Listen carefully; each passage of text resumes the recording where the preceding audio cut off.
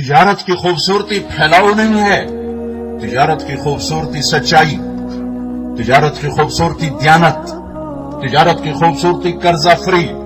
یہ تاجر ہے، خوبصورت تاجر جنہیں 400 کروڑ بینک کا سر پہ لیا ہوا، چاہے وہ اسلامی بینک ہی ہو. 400 درہم میرے نبی جنازہ نہیں پڑھا تو جڑا 400 کروڑ لے کے بیٹھو یار ایندا کی بڑھنا ہے. یہ خوبصورت تجارت نہیں ہے، یہ بڑی تجارت ہے. یہ حسین تجارت نہیں، بڑی تجارت ہے. میں گینڈا نہیں بڑا ہوں کٹا کوڑا ہوں. اور مور چھوٹا سا کتنا خوبصورت جب ناچتا ہے تو کیا کر دیتی، جب بلبل سر لگاتی تو کیا کر دیتی. میرے اللہ نے ایک زندگی بتائی، میرے نبی نے اس کو اپلائی کر کے دکھایا. تجارت کا حسن.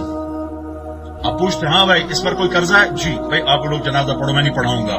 یہ اس لیے تھا کہ آپ آگے دیکھ رہے تھے، آپ کے آنکھوں سے پردے ہٹے ہوئے تھے، آپ دیکھ رہے تھے کہ میری امت سود میں پھنسے گی، قرضوں میں پھنسے گی، سارا بازار مصنوعی ہو جائے گا، ساری تجارت مصنوعی ہو جائے گی، مصنوعی. اور جب تجارت مصنوعی ہوگی تو مہنگائی بڑھے گی اور غریب کے چولہے بجھ جائیں گے. جب سود پہ کام چلے گا تو غریبوں کے منہ سے نوالے چھن جائیں گے، غریب کی بچی کے ہاتھ پیلے نہیں ہوں گے، غریب کا بیٹا تڑپ تڑپ کے جان دے گا، دوائی کے پیسے نہیں ہوں گے. یہ میرے نبی دیکھ رہے تھے لوگ.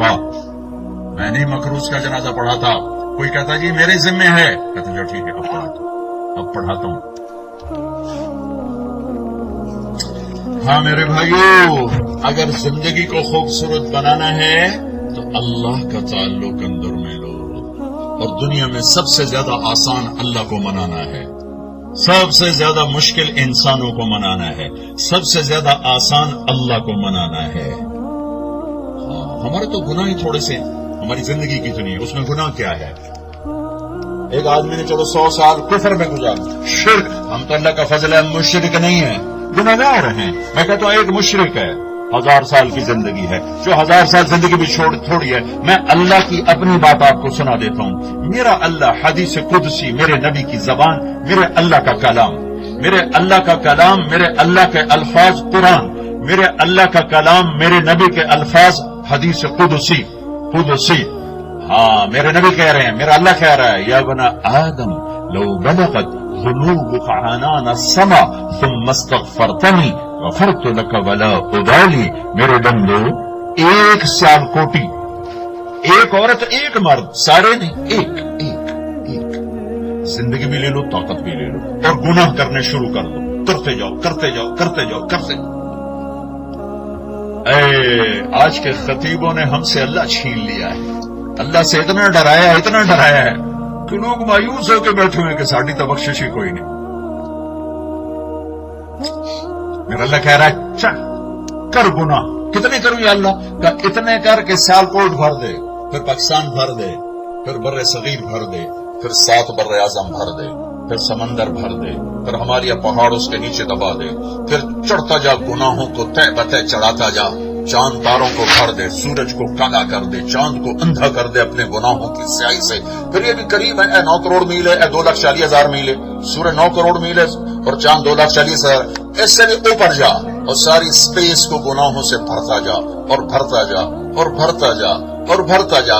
اس کائنات میں اتنے ستارے ہیں، پوری کائنات نہیں، صرف 3% میں، 3%، کیونکہ 97% میں روشنی کوئی نہیں، 3% میں روشنی ہے. 3% سارا نہیں دیکھا، تھوڑا سا دیکھا ہے. تو جو تھوڑا دیکھا ہے ان کے ستاروں کو گنا جائے، 1 2 3 4 5 6 7 8 9 10 11 12 13 14 15.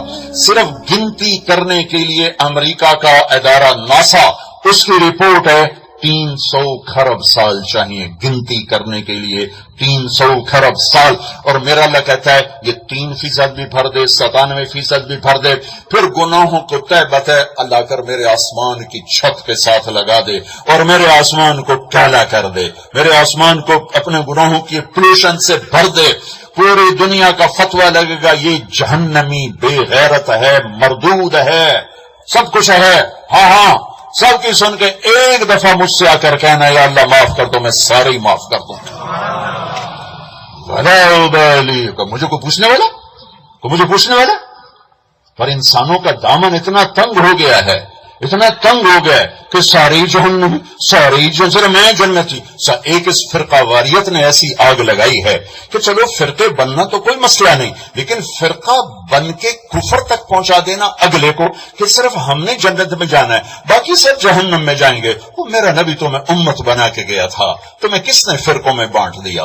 میرا نبی تمہیں امت بنا گیا تھا، تمہیں کس نے آپس میں لڑا دیا؟ میرا نبی تمہیں آپس میں جوڑ کے گیا تھا، تمہیں کس نے دست و گریبان کر دیا؟ میرے نبی کے آنسوؤں کی لاج رکھو.